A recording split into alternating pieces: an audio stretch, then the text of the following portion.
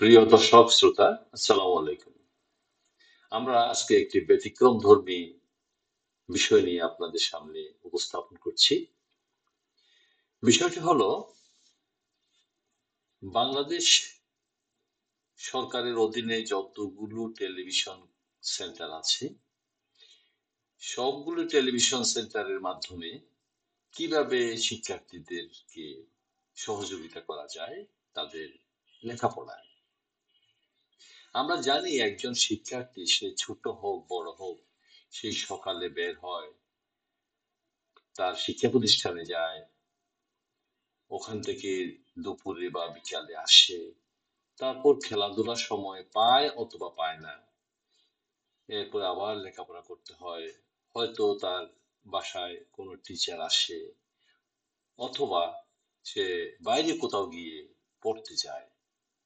এতে যথেষ্ট সময় এবং অর্থের অপচয় হয় এবং টায়ার্ড হয়ে যায়, যে শিক্ষার্থী খুব খুব টায়ার্ড হয়ে যায়। তো এক্ষেত্রে আজকে আমরা আপনাদের সামনে সেই বিষয়গুলো নিয়ে আলোচনা করছি, যেখানে একজন শিক্ষার্থীকে সামাজিক দায়বদ্ধতার ক্ষেত্রে, অর্থাৎ আমি একজন ব্যক্তি, আমার যেমন একটি সামাজিক দায়িত্ব আছে। আমি যদি ব্যবসা করি, তাহলে আমার দোকানে দুইজন তিনজন স্টাফ থাকে, তাদের দেখাশোনা করা, তাদের পরিবারের ভরণ পোষণের মতো করে বেতন দেয়া, এগুলো আমার সামাজিক দায়িত্ব।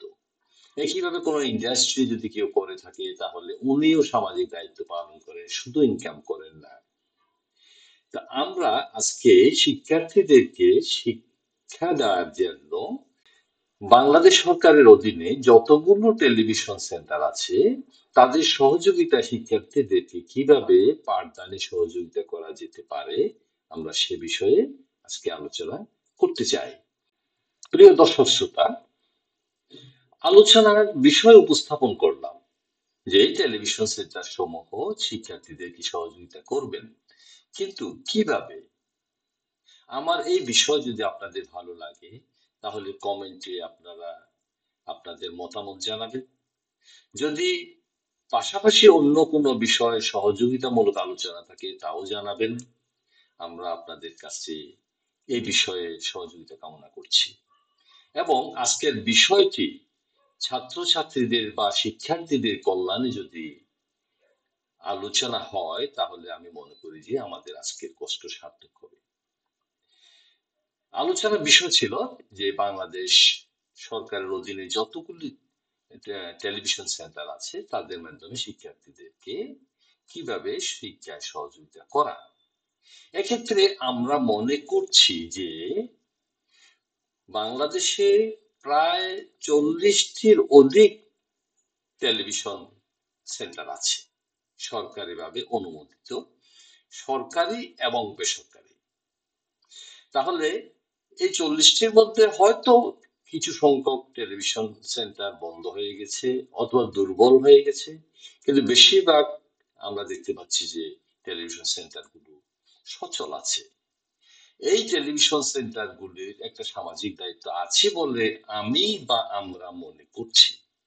ওই সামাজিক দায়িত্ব বোধের কারণে ওনারা শিক্ষার্থীদের কল্যাণে 24 ঘন্টার মধ্যে একটি ঘন্টা যদি স্পেয়ার করেন বা ছাত্রদের জন্য যদি ব্যবহার করেন, তাহলে 40টি টেলিভিশন সেন্টার 40টি ক্লাসের দায়িত্ব নিতে পারেন।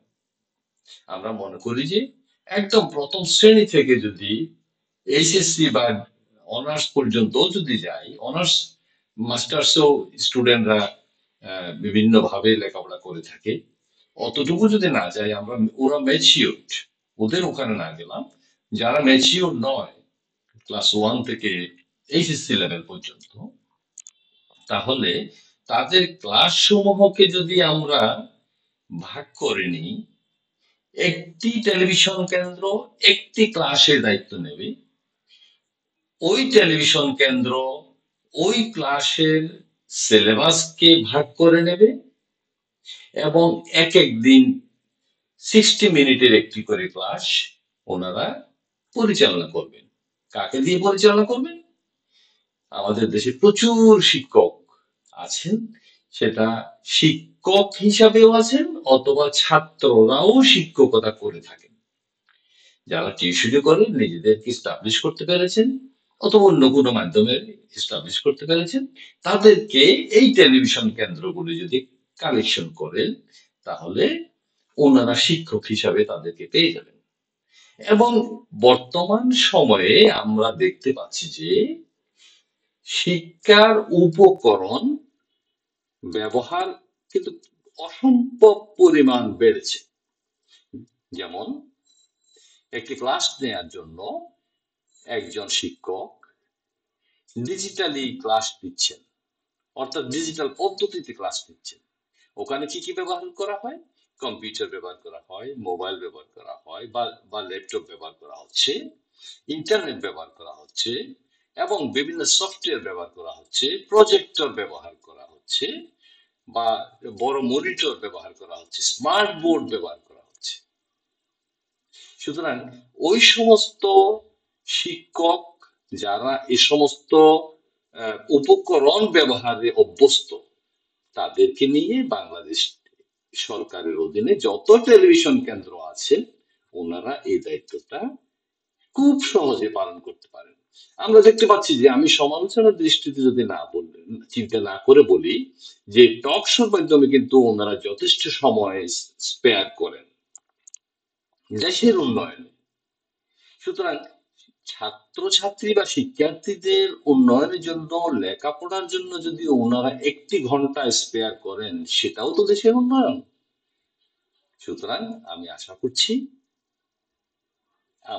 আজকের এই ভিডিওর মাধ্যমে শিক্ষার্থী, শিক্ষক এবং সংশ্লিষ্ট কর্তৃপক্ষ, সর্বোপরি সরকারের আওতায় যে সমস্ত টেলিভিশন কেন্দ্র আছেন, ওনারা এ ব্যাপারে সিরিয়াসলি চিন্তা করবেন। আমরা এর পরবর্তী আলোচনা আপনাদের সামনে উপস্থাপন করছি। আমরা দেখতে পাচ্ছি যে বাংলাদেশে বর্তমানে প্রায় 40টির বেশি টেলিভিশন চ্যানেল রয়েছে, যার মধ্যে সরকারি, বেসরকারি এবং বিশেষায়িত চ্যানেল অন্তর্ভুক্ত। এর মধ্যে সরকারি টেলিভিশন চ্যানেলের মধ্যে আছে বাংলাদেশ টেলিভিশন বা বিটিভি এবং সংসদ বাংলাদেশ টেলিভিশন সহ বিভিন্ন শাখা উল্লেখযোগ্য। বেসরকারি টেলিভিশন চ্যানেলগুলোর মধ্যে ATN Bangla, NTV, channel I, Bangla vision, Deepto television, Maasranga television, Baishakhi television, RTV television সহ অনেকগুলি টেলিভিশন চ্যানেলের এখানে নাম উল্লেখ করতে পেরেছি, উল্লেখযোগ্যগুলা। এরপরে এই তালিকা পূর্ণাঙ্গ নয় এবং সময়ের সাথে সাথে পরিবর্তন হতে পারে। প্রিয় দর্শক শ্রোতা, আমরা এই টেলিভিশন চ্যানেল সমূহের মাধ্যমে প্রথম শ্রেণী থেকে এইচএসসি পর্যন্ত প্রতিদিন বিষয়ভিত্তিক একটি করে ক্লাস সম্প্রচার করার প্রোগ্রাম বাস্তবায়ন করতে চাইলে নিচের ধাপগুলি অনুসরণ করা যেতে পারে। নাম্বার 1, পরিকল্পনা তৈরি করা, সংশ্লিষ্ট কর্তৃপক্ষের সাথে আলোচনা করা, কন্টেন্ট বা শিক্ষা উপকরণ প্রস্তুত করা, পরীক্ষামূলক সম্প্রচার বা পাইলট প্রকল্প, টিভি সম্প্রচারের ডেভেলপমেন্ট নিশ্চিত করা, তদারকি ও মূল্যায়ন করা, জনসচেতনতা এবং প্রচার কার্যক্রম পরিচালনা করা।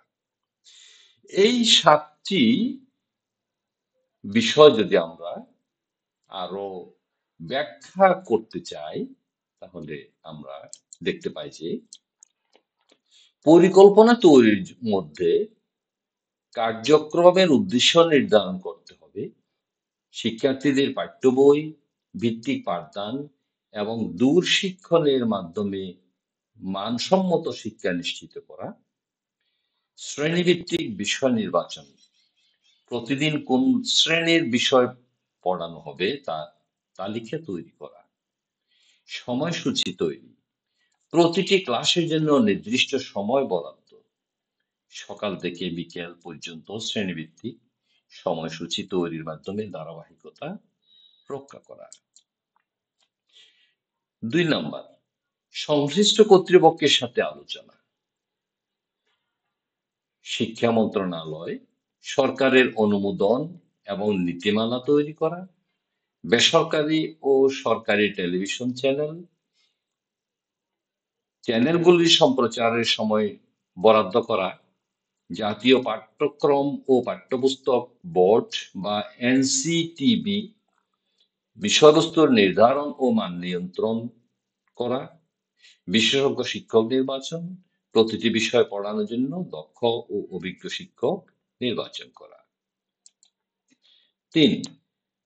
কন্টেন্ট বা শিক্ষা উপকরণ প্রস্তুত করা, ভিডিও লেকচার তৈরি, প্রতিটি বিষয়ের জন্য 30 থেকে 40 মিনিটের ভিডিও ক্লাস তৈরি করা, ভিজুয়াল মাল্টিমিডিয়া উপস্থাপন, আকর্ষণীয় এবং সহজবোধ্য গ্রাফিক্স, অ্যানিমেশন এবং স্লাইড ব্যবহার করা, নির্দিষ্ট ক্লাসের কাঠামো, প্রাথমিক আলোচনা, বিষয় সম্পর্কে ভূমিকা রাখা, মৌলিক পাঠদান, বইয়ের নির্ধারিত অধ্যায় থেকে পাঠদান, অনুশীলনী ও ব্যাখ্যা, উদাহরণ সহ চিত্রায়ন ও ব্যাখ্যা করা।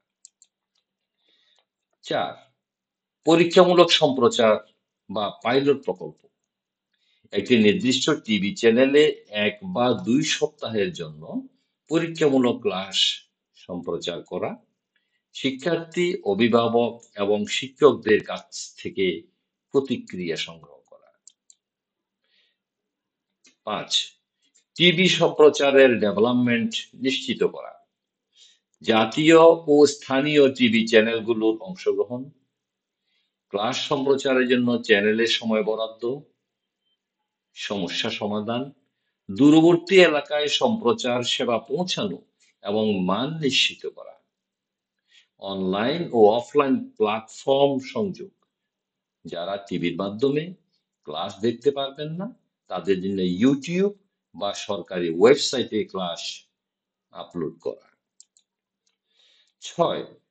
তদারকি ও মূল্যায়ন, শিক্ষার মান এবং কার্যকারিতা নিশ্চিত করার জন্য একটি মনিটরিং কমিটি গঠন, ক্লাসের ধারাবাহিক মূল্যায়ন করা এবং অভ্যন্তরীণ সমস্যা চিহ্নিত করে সমাধান করা, শিক্ষার্থীদের পাঠের অগ্রগতি পর্যালোচনার জন্য নিয়মিত ফিডব্যাক ব্যবস্থা চালু করা।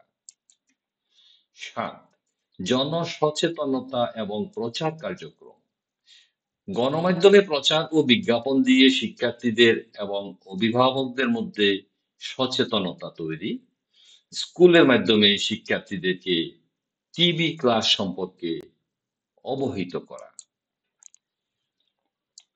সমাপনী মন্তব্য, এই পুরো কার্যক্রমের সফল বাস্তবায়নের জন্য সরকারি উদ্যোগ, শিক্ষা প্রতিষ্ঠানের সহযোগিতা, দক্ষ শিক্ষক এবং প্রযুক্তিগত অবকাঠামোর সমন্বয় প্রয়োজন। এছাড়াও শিক্ষার্থীদের আগ্রহ ও অংশগ্রহণ নিশ্চিত করতে বিষয়বস্তু আকর্ষণীয় ও সহজবোধ্য হওয়া জরুরি।